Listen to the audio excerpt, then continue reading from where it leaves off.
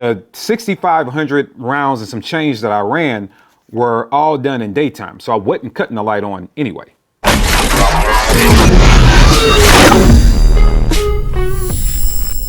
What is going on, everybody? Welcome to the channel. Hey, look, today is going to be something a little bit different. It might not be all exciting. However, we come to this platform for a lot of reviews. We like to see what people are saying about generators, pew things, so forth and so on. One thing that I would like to see more, though, although we talk about product sturdiness, does it do what it's supposed to do? I want to know what happens if something breaks, because things are going to break. I don't care what you buy, it's going to break. If man made it, it's going to fail. What happens when that happens, though? What is the warranty process like? So as things start to fail on me, which they always do, really, I want to start walking you guys through what that process is like. I'm not going to tell the companies that I'm doing it. I just want to know what naturally happens. How are you going to be treated if something fails and you just want to be taken care of? What is the customer service like? So we're going to start our warranty walkthrough series with Surefire. So we have a Surefire X300 that's still in this box. It's been returned to me. I haven't taken it out. I'm going to kind of walk you through what that process has been like. But first, let me give you the short backstory. So this light has been on this gun for roughly, I was on there for about, let's just call it 5 months. During those 5 months, it was shot. Several hundred rounds. It was shot. However, you fast forward to late January and February of 2024, I ran 6,500 rounds and some change through that platform in about 45 days, right? So about 6,500 rounds. So it was getting some work in. It went to multiple states, and I'm telling you that to let you know that the gun had also been, in bellies of planes. It had been on the road. So it's seen about 4 or 5 states in that 45 days as well. So it was really out getting kind of a workout. Just want to give you, all the small details.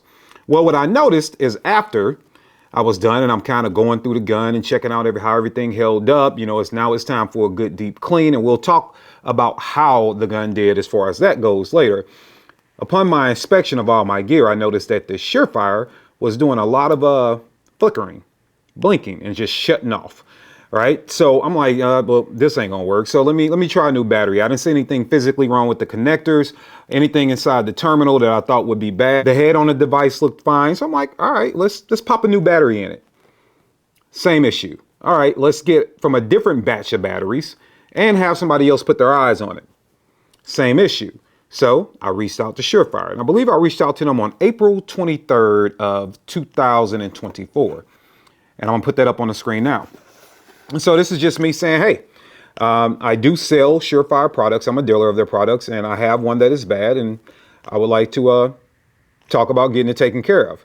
Well, on the 25th, I got a response from Surefire, and then there was a couple of emails I think that I missed. One email I think I missed, and so it delayed the process a little bit. But within 48 hours, they did respond, and within a week, I got an RMA number to send the product back. All right. And that week is not entirely Surefire's fault. I did miss an email. So let's just say it would have took 72 hours from the start of communication to me getting the RMA number to send the light back.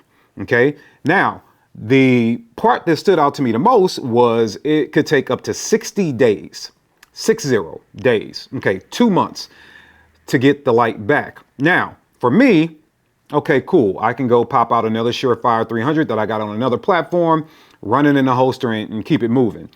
But I started thinking about, well, what if I'm not somebody that has multiple lights? What if I don't?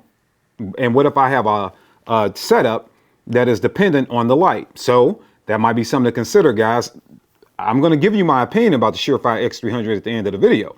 However, 60 days, if you're running this light system, or if any other light company has that kind of policy, then you might want to think about, did you buy a holster that was, dependent upon a light? Did you buy a second holster in case your light goes down? You can still run it. Like, what is your backup plan unless you're ready to go 2 months without being able to adequately carry your firearm? If you need this thing for duty or work in some shape, form, or fashion, well, if you're with a department, guess what? They probably got some on deck for you. But if you're with a smaller department that doesn't have that kind of disposable income and those kind of, assets sitting around, what happens if you have to go 60 days without it. So just start thinking about some backup plans to that. Maybe it's a holster that's not light dependent. Obviously, if you're carrying one for duty, that's not going to be a good option for you. So you might have to explore keeping one on the shelf, keeping a couple of spares around, whatever you guys need to do, or maybe Surefire will expedite it if you tell them that you do need this thing for duty, and maybe they'll just swap it out. So there could be other options, just something to consider and something to think about.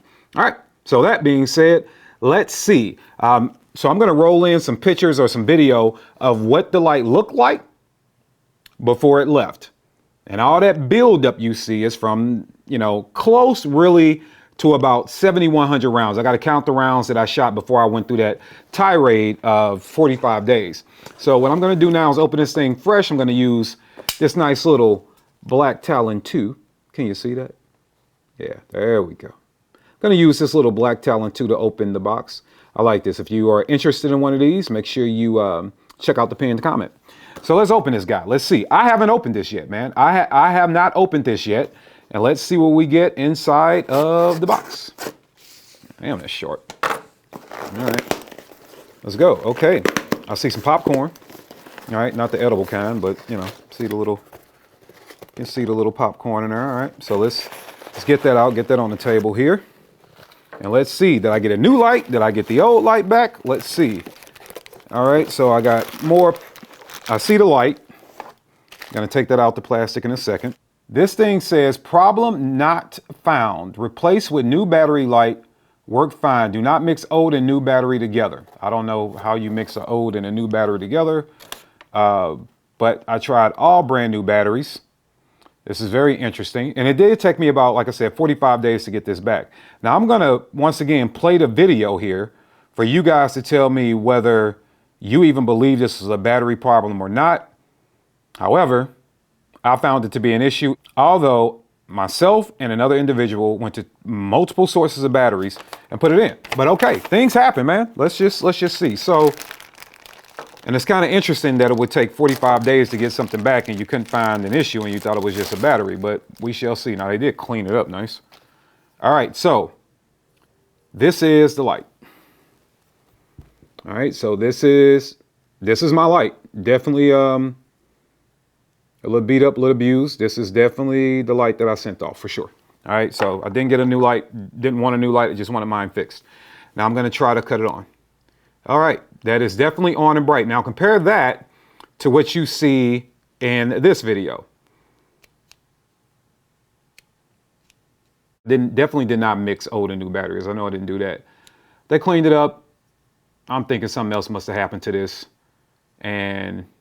But yeah, it's bright now. It's the Surefire that I expected it to be. If I didn't mix batteries, which I know I didn't, the individual I had go get a fresh batch of batteries, didn't mix batteries.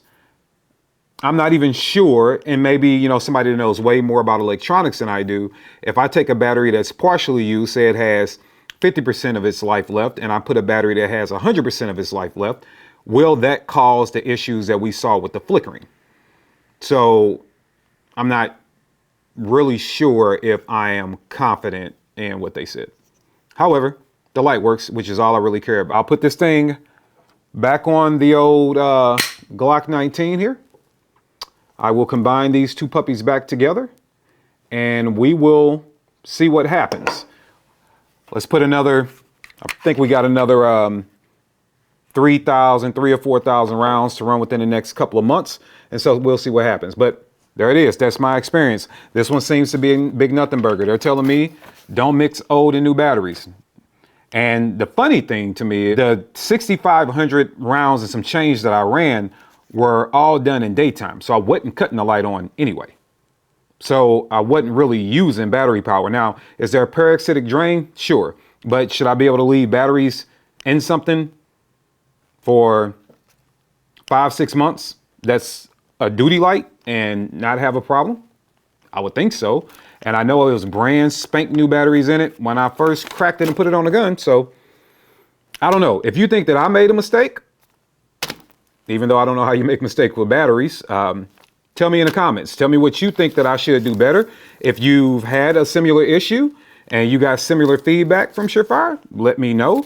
If you think it was just a fluke, say that too. Or what has been your experience with any Surefire product. I like the X300. I think it is an awesome light. I own several of them, and I will continue to own X300s. I do like other light brands as well. I have those lights. I utilize those light options, but I'm not going to poo-poo on the X300. I think this is something that is well made by Surefire.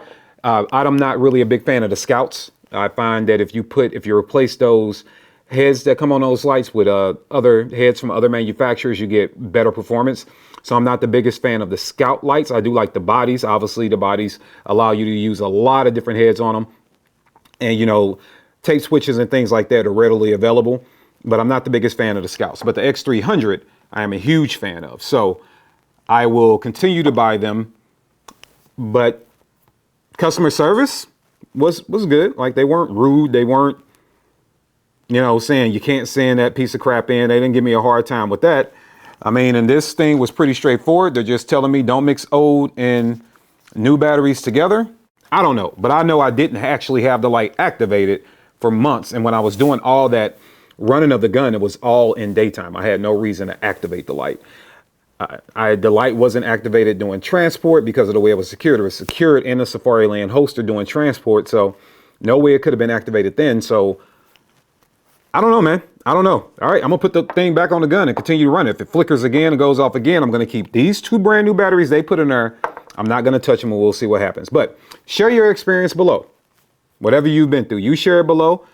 That's been our warranty walkthrough. The next one up will be coming out in a couple of weeks, and I look forward to getting your feedback from this brand and this company as well.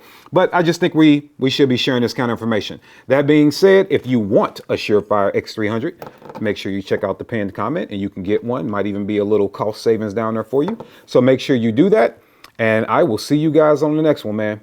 Peace out.